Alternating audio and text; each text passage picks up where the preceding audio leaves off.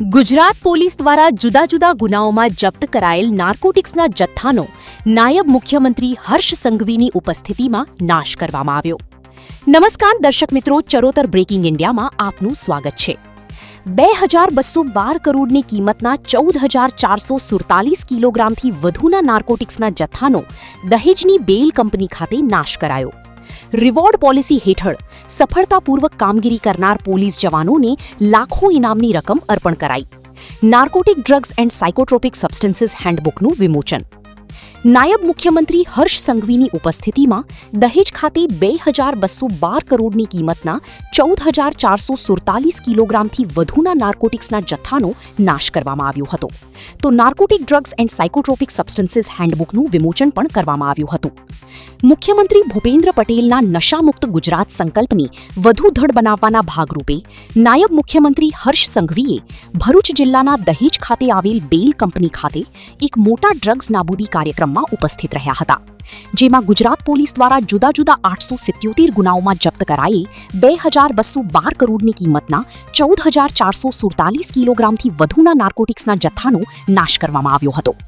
આ પ્રસંગે નાયબ મુખ્યમંત્રી હર્ષ સંઘવી દ્વારા ડ્રગ્સ નેટવર્ક પર પ્રહાર કરવા સાથે પોલીસની કામગીરીને બિરદાવી અભિનંદન પાઠવ્યા હતા.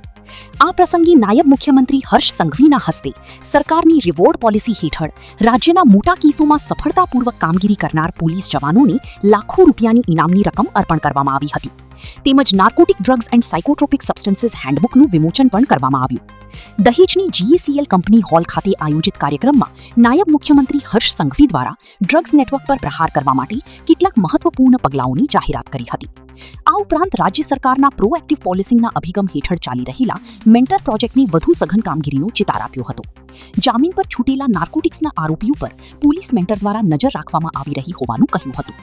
આ પ્રસંગે રાજ્ય પોલીસ મહાનિર્દેશક GS મલિક IG સહિત અન્ય રાજ્ય અને જિલ્લાના ઉચ્ચ પોલીસ અધિકારીઓ અને પદાધિકારીઓ ઉપસ્થિત રહ્યા હતા. આવી જ તાજી અને વિશ્વસનીય ખબર માટે જોડાયેલા રહો ચરોતર બ્રેકિંગ ઇન્ડિયા સાથે. આજે ગુજરાત પોલીસ દ્વારા 2212 કરોડ રૂપિયાના કિંમતનો ડ્રગ્સનો ખાત્મો કરવામાં આવ્યો છે. ડ્રગ્સ સામે ચાલી રહી આ જંગ હજી વધુ મજબૂતાઈથી ગુજરાતના ખૂણે ખૂણે પહોંચે તે દિશામાં ગુજરાત પોલીસની કામગીરી ચાલી રહી છે. ગત ઓક્ટોબર માસમાં આ જ સ્થળથી 2000 કરોડથી વધારે કિંમતનું ડ્રગ્સનો ખાત્મો બોલાવવામાં આવ્યો હતો અને આજે 2212 કરોડ રૂપિયાની કિંમતનો ડ્રગ્સનો ખાત્મો બોલાવ્યો છે. આ વર્ષે ગુજરાત નહીં પરંતુ દેશના ઇતિહાસમાં ડ્રગ્સના કેસના કન્વિક્શનમાં સૌથી મોટો વધારો એ ગુજરાતમાં આવ્યો છે. ગુનેગાર પકડાઈ જાય, વર્ષો તક કેસ ચાલે, છુટકારો મળી જાય ક્યાંક ને ક્યાંક છટકબારી શોધીને, પરંતુ છેલ્લા 5 વર્ષથી જે પ્રકારે એક પછી એક મહત્વના બદલાવના કારણે આ વર્ષે આશરે 65% જેટલા ગુનેગારોને સજા સંભળાવવામાં સફળતા પ્રાપ્ત થઈ છે. આવનારા દિવસોમાં 100% ગુનેગારોને સજા સંભળાવવામાં સફળતા પ્રાપ્ત થાય તે પ્રકારના કામગીરીમાં અમે આગળ વધી રહ્યા છીએ. સર, આણંદમાં જે એક એન્કાઉન્ટર કરવામાં આવ્યું તેને તમે કઈ રીતે જોઈ શકો? એક 4.5 વર્ષની બાળકી, એની હત્યા, મોટા મોટી દુષ્કર્મ બી, અને જેનો ભૂતકાળ બી આ જ પ્રકારના ગુનાઓ જોડે જોડાયેલો હોય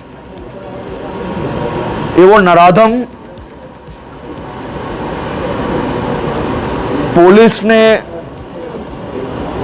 ચક્કુ મારવાની કોશિશ કરે,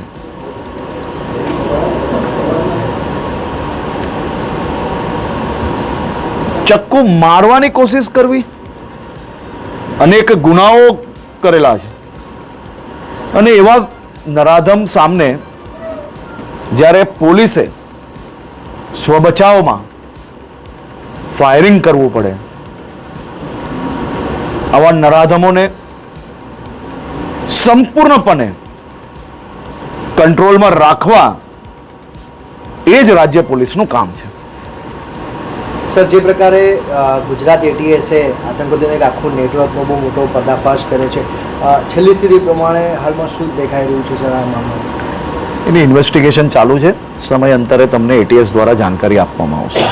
સર, છેલ્લો સવાલ, સર, જે અમદાવાદ ફેક્ટરી બ્લાસ્ટ છે એના બાબતે આપવું. કાલે એક એસઆઈટી બનાવવામાં આવી છે. આજે હું અમદાવાદ પહોંચીશ એટલે એક રિવ્યુ મિટિંગ છે, એના પછી હું વાત કરીશ. હિન્દી